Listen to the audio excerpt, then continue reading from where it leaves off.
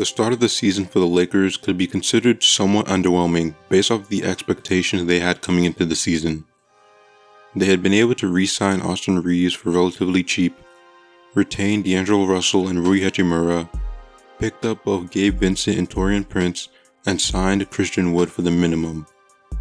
Their depth had been the most anticipated factor we were looking to see, yet they're sitting at a below average offense and a middle of the pack defense as a 6th seed in the West. Now, the reality of the situation is that once again, they are stricken with injury. Both Gabe Vincent and Jared Vanderbilt have played little to no games, and the duo of LeBron James and Anthony Davis are once again having nagging injuries, which have placed them on the questionable to play list so early on in the season. This full offseason for them to recover from previous injuries was an important aspect and requirement for a promising season, and it's been 3 years now that the Lakers have dealt with this. The Lakers head coach, Darvin Ham, had stated that LeBron would be placed under a minutes restriction during the season, and since then, that's gone completely out of the window. And the reason for that is because this man, who is almost 39 years old, has to be on the court for the team to win. I had expected for Anthony Davis to take the reins from LeBron this season, and it has just not happened. Is Anthony Davis playing bad by any standards? Of course not. He's in the running for the Defensive Player of the Year, if not the lead runner, and he's been averaging 22 and 12 with 3.3 blocks a game. He's been the anchor for their defense, which has been disadvantaged without Jared Vanderbilt, and 22 points per game is fairly good even in today's NBA. The problem is mainly the fact that his offensive impact, which they so badly need, isn't number one option-like.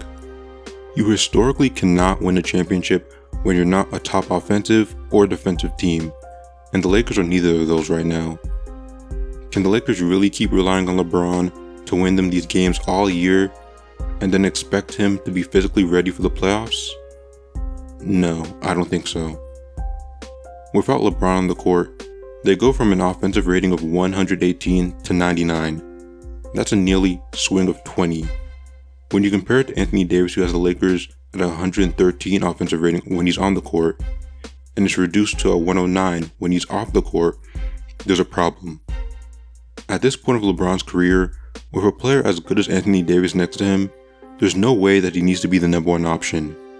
When AD was initially traded to the Lakers, they likely had the idea that he would come in soon and become the number one player as LeBron aged, and the most I could say is that he came close to that was in 2020, but you could still argue that LeBron was their best player.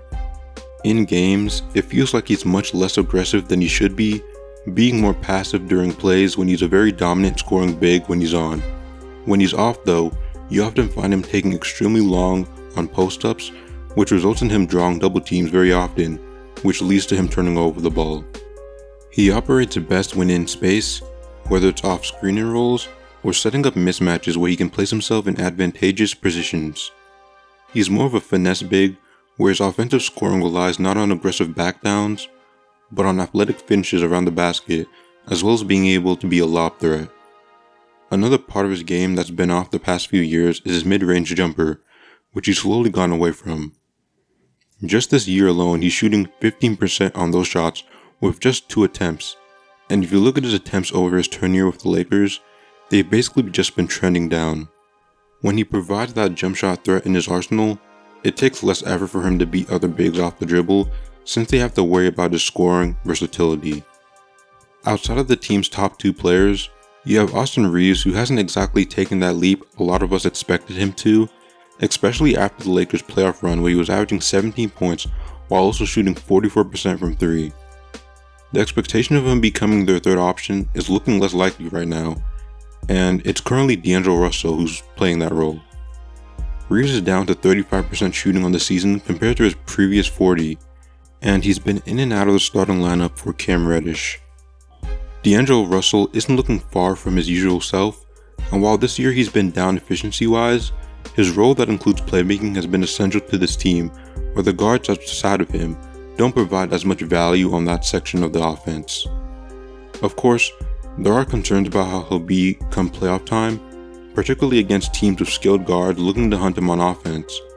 And in the 2023 playoffs, once they reached the Western Conference Finals and his shot was not falling, he became ineffectual when on the court, leading to him getting played off the floor. Rui Hachimura has been a bright spot for the team off the bench, but his questionable defense has led to his restrictive minutes despite his offensive output.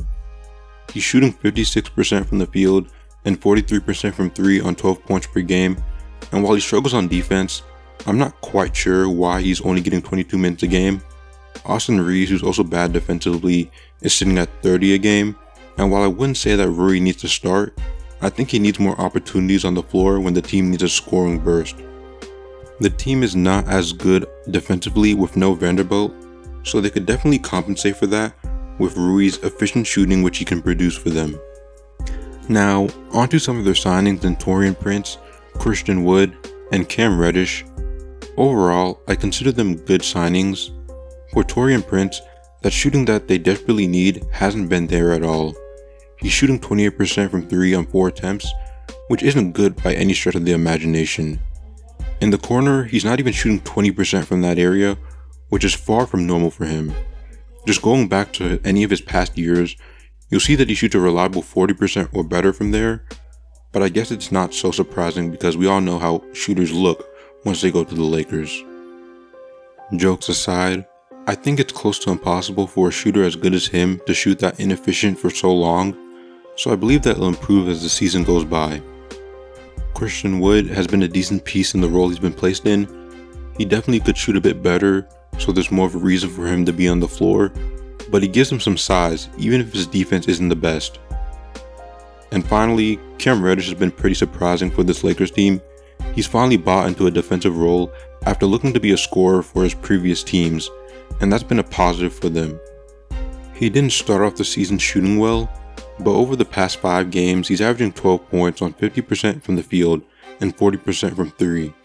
And it's been clear that he's beginning to gain some confidence that he needs to be an important piece on the team.